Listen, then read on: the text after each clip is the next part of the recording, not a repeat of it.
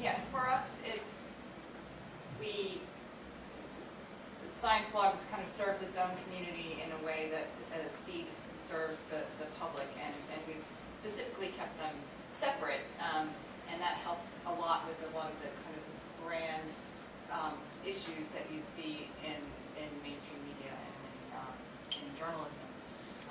But we do get science blogs out there, through, providing the science blogs widget to the New York Times. So if you're on the New York Times science section, you get a feed of science blogs, and that helps raise awareness.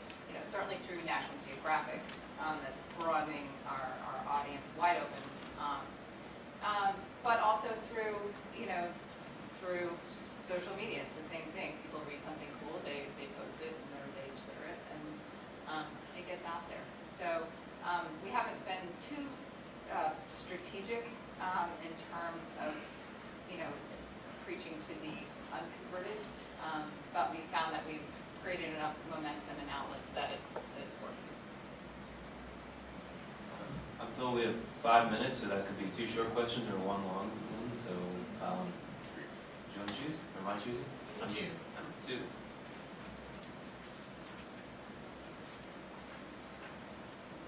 Thanks. I'll try to get to the chase because it's short. So as a journalist, I went to blogging with some ambivalence and some mixture of intrigue, fear, anxiety, more intrigue. And the fear is that I see more staff bloggers who are saying it's dumbing down my reporting because I'm forced to do it, I don't have time to do it, I can't do justice to either side, and I'm not getting paid more for it, that's a given.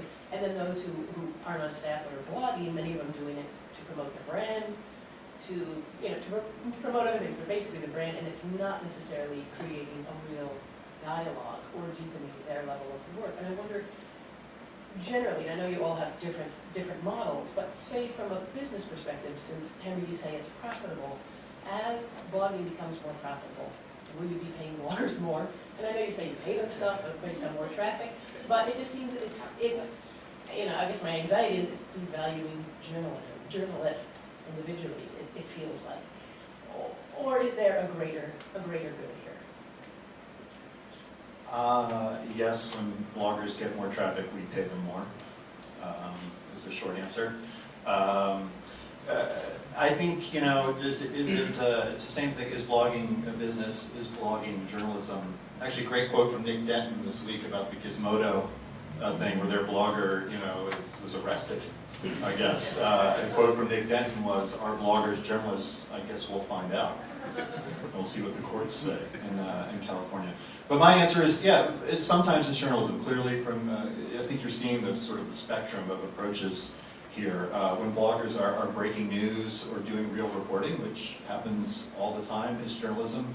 A lot of times it's more like opinion or commentary. I mean, I think most of what we have in the blogs is more akin to what's on the op-ed page. The other thing I'll say is, you talked about the dilemma between, we don't really have greenfield staff blogs, because our experience is journalists, magazine editors usually aren't good bloggers. Blogging is sort of a unique skill. It requires a weird, obsessive approach to the internet and to blogging. You have to be really, really into it. I mean, we look to our bloggers to post, 2, 3, 4, 5 times a day. And so I don't think it's devaluing. I think it's adding to what's out there. And that's our approach, is to have high quality blogs with high quality comments in a limited number of areas. So that's sort of a rambling answer, but those are my thoughts.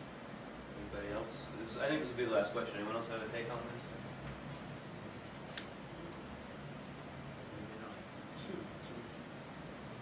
One more. Okay. Yes. Okay, I'm just wondering, I guess,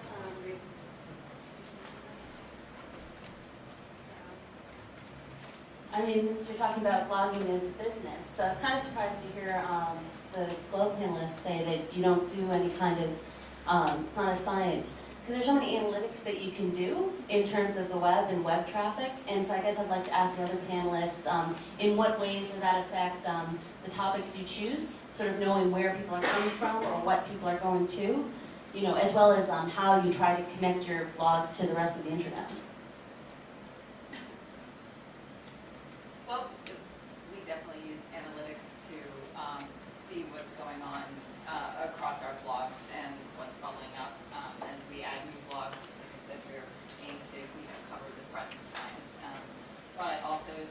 make sure that we focus in on the hot topics of the day. But it's not, again, because Science Blogs is what it is, because it is a fairly organic community.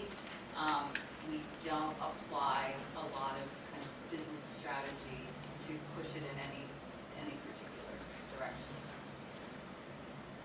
My quick answer is we use a lot of data to determine what topic areas we want to bring on bloggers. And we tend to bring on people who are already established, so we know that they're going to slot into a specific topic with a specific amount of traffic. We don't, and hopefully Chris will vouch for this, we don't really apply any top-down editorial control. Once we bring on somebody we know is a good blogger, has a good audience, writes good stuff, they're in a topic that we want to be playing in, we let those people do their things. That's why we bring them on. So a lot of data and thought goes into what topics we want to have, what sort of slots we want for bloggers. If anybody knows a really good technology or health and medicine blogger, those are sort of our two open spots.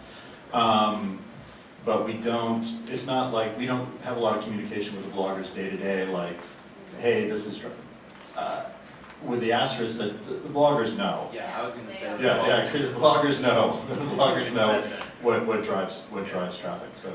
Yeah, and I mean, I didn't mean to say we're totally like unaware or not paying any attention to what's popular. I mean, we're certainly aware of, you know, what are the hot stories and try to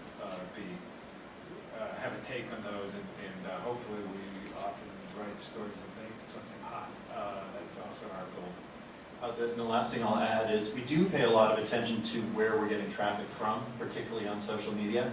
So a year ago, we got almost no traffic from Twitter, for example. Now we have 45,000 Twitter followers, I think, up from 6,000 in January. I mean, it's a huge source of traffic. On the other side, Dig is really hurting, I think. Yeah, but Stumble's going great, yeah. So we pay attention, and then that drives sort of what buttons and other tools we put on the post to allow people to share in social media. So I think Twitter is, you know, if you saw the retweet this button replace the dig this button on a lot of sites in the next 6 months, I wouldn't be surprised. We're going to take a break now. The next panel will be 11:15.